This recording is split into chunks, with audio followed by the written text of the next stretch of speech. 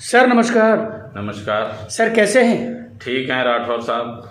Hello my dear friend, this is Shiva Rathore from Nishchal पैरी series my dear bro. आप देख रहे हैं एनपी न्यूज़ निश्चल पैरी में शिवा राठौर के तीखे सवाल प्रोग्राम में आप सभी व्यूअर्स का स्वागत है। इसके साथ में जन्माष्टमी एवं रक्षाबंधन की आप सभी दर्शकों को शिवा राठौर की तरफ से, एनपी न्यूज़ की तरफ से, निश्चल पैरी परिवार की तरफ से ढेर सारी शुभकामनाएं। और हाँ यादव जी, आपको, आपकी पार्टी को, सभी लोगों को, आपके क्षेत्रवासियों को रक्षाबंधन एवं जन्माष्टमी की शुभकामनाएं। सबसे पहले मैं अपने जनपद वासियों को, प्रदेशवासियों को, सबको मैं रक्षाबंधन की और जन्माष्टमी की बहुत बहुत बधाई देता हूँ। सर अपना संक्षिप्त में परिचय दीजिएगा। अभी जो समाजवादी पार्टी में जो अभी लिस्ट आई है उसमें आप किस पद पर तैनात हैं, कौन सी जिम्मेदारी आपको प्रदेश लेवल की दी गई है? संक्षिप्त में परिचय दीजिएगा जनाब। देखिए, समाजवादी पार्टी की अभी प्रदेश कार्यकारिणी घोषित हुई है 13 अगस्त को।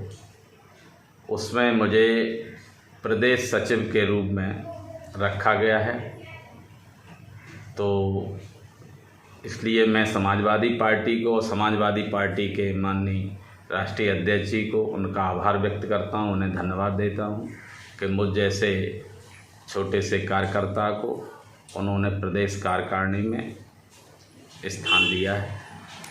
सर मेरी तरफ से भी आपको बहुत बहुत शुभकामनाएं। आपको प्रदेश के कार्यकारिणी में जो प्रदेश सचिव बनाया गया और फिरोजाबाद से इकलौते होने का जो आपको गौरव प्राप्त हुआ है, इसके लिए भी आपको बहुत बहुत धन्यवाद शिवा राठौर की तरफ से, एनपी न्यूज़ की तरफ से। सर एक सवाल है कि अभी मैं आया था तो आपके गांव के सामने जो बम्बा है, उस बम्बा पे जो किसानों ने जो मक्का सुखाने का जो प्रचलन शुरू किया है, आधी रोड जो है उन्होंने घेर रखी है। अगर कोई बड़ा वाहन आता है तो न तो पैदल का आदमी निकल सकता है और न ही साइकिल वाला निकल सकता है और न ही मोटरसाइकिल वाला निकल सकता है। स्वयं मेरी मोटरसाइकिल गिर गई वहाँ पे। आप बताइए कि ये किसान लोग जो ये कर रहे हैं, ऐसा क्यों कर रहे हैं? बताइए, आपके गांव के सामने की बात है ये। देखिए, इस हमारे सिरसागंज क्षेत्र में मक्के की बहुत बड़ी फसल होती है और ये जो गर्मियों वाली हाइब्रिड मक्का है, ये काफ़ी मात्रा में इस क्षेत्र में थी। बरसात थोड़ी जल्दी शुरू हो गई, इसलिए किसानों ने मक्का को समय से उसका निस्तारण नहीं कर पाए। बरसात की वजह से किसानों के पास स्थानीय स्तर पर, गांव स्तर पर या कस्बा स्तर पर कोई ऐसी व्यवस्था नहीं है जिससे किसान अपनी फसल को कहीं एक जगह रख करके उसका निस्तारण कर सकें। ऐसी स्थिति में मजबूर होकर किसान जो है सड़कों पर मक्का सुखाने का काम कर रहे हैं। लेकिन जो राहगीर हैं वो तो गिर रहे हैं, उनका तो हाथ पैर टूट रहे हैं सर। ये तो हमारे लिए परेशानी है ना। मैं खुद गिरा हूँ, मेरे चोट लगी है, मैं उस बिना पे बात कर रहा हूँ ना। तो राहगीरों को तकलीफ जरूर होती है, लेकिन किसानों की भी अपनी एक बहुत जुनून समस्या है। इससे पहले जब बम्बा पक्का नहीं था तो कहाँ सुखाते थे? तब उस समय इस मात्रा में मक्का नहीं होती थी। तो ये बम्बा तो पक्का किया गया, ये राहगीरों के लिए किया गया ना, वाहनों के लिए किया गया। मक्का की ये जो अलग वैरायटी आई है, उस समय तो एक ही फसल मक्का की होती थी, अब 2 फसलें मक्का की होती हैं। लेकिन हम राज्य सरकार से अपेक्षा करेंगे कि स्थानीय लेवल पे, ग्राम पंचायत लेवल पे या न्याय पंचायत लेवल पे या ब्लॉक स्तर पे किसानों के लिए ऐसी कोई व्यवस्था जरूर की जाए जहां किसान जो है अपनी फसल को रख करके उसका जो समुचित निस्तारण है वो कर सके। सर आप 27 साल तक डेयरी के उसमें रहे हैं और आपके क्षेत्र के जो दूध का जो काम करने वाले जो किसान लोग थे या जो गौपालक या भैंस रखते थे, उनकी इकोनॉमिक स्थिति इस समय क्या है? देखिए, एक बहुत बड़ी योजना, श्वेत क्रांति की ये योजना के तहत फिरोजाबाद में भी ये योजना 1986 में लागू की गई थी। तब ये जनपद मैनपुरी हुआ करता था और चूँकि मैनपुरी जनपद की तहसील शिकवाबाद और जसराना में दूध की अच्छी बेल्ट थी, इस वजह से इसका जो चिलिंग प्लांट वगैरह था वो यहाँ स्थापित किया गया। मुझे उस डेयरी में जुड़ने का मौका मिला। मैं उसमें 1990 में चेयरमैन के पद पर मैं निर्वाचित हुआ। उसके बाद मैं लगभग 26-27 वर्ष मैं उसमें पदाधिकारी रहा। पूरे जनपद में करीब 500 दुग्ध सहकारी समितियां थीं। बहुत अच्छा प्रतिदिन 60 से 70 हज़ार लीटर दूध उस चिलिंग प्लांट पर आता था।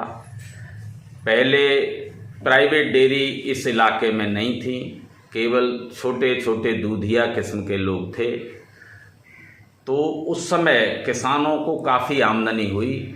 दूध का समर्थन मूल्य, दूध का मूल्य, अच्छा मूल्य इस दुग्ध संघ के माध्यम से मिलता रहा। हम लोगों ने ज़मीनी स्तर पर बहुत काम किया, सोसाइटी गठित की, किसानों को इसका बहुत लाभ मिला। मिनी डेयरी के माध्यम से किसानों को पशुपालन के लिए लोन भी किया गया। इस समय क्या कंडीशन है? इस समय अब हम 2017 से, जब से ये बीजेपी की सरकार आई है, तब से हम इस संस्था से हमारे बोर्ड को इनलीगल तरीके से पहले निलंबित किया गया, फिर भंग किया गया। उसके बाद एक अधिकारियों की प्रशासक कमेटी बनाई गई। माननीय अखिलेश यादव जी की जब सरकार थी तो उन्होंने इस दुग्ध सहकारिता को बहुत ऊंचाइयों तक ले जाने के लिए 10 आधुनिक प्लांट बनवाए गए। उसमें ये फिरोजाबाद, आगरा मंडल में फिरोजाबाद, शुकुआबाद में 90 करोड़ की लागत से ये प्लांट बन रहा था। उसके आज भी मशीनरी और उसके पिलर खड़े हो गए हैं। बाद में राज्य सरकार ने, यहाँ इस मंडल के एक मंत्री हुए, उन्होंने इस पर आपत्ति करते हुए ज़बरदस्ती ये काम रुकवा दिया।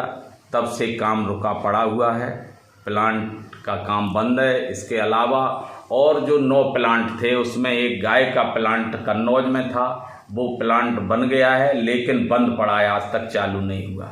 अन्य प्लांट कुछ बन गए हैं, कुछ बंद पड़े हैं। दुग्ध सहकारिता की स्थिति बहुत ही खराब है।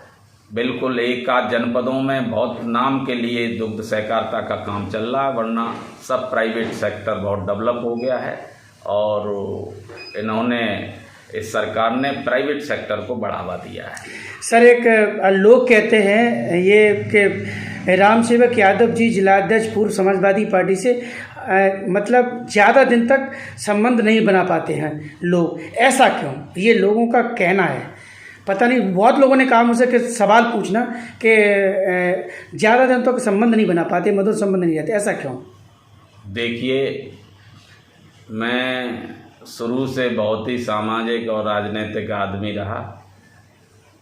मैं दुग्ध सहकारिता से और सहकारी संस्थाओं से लगातार जुड़ा रहा।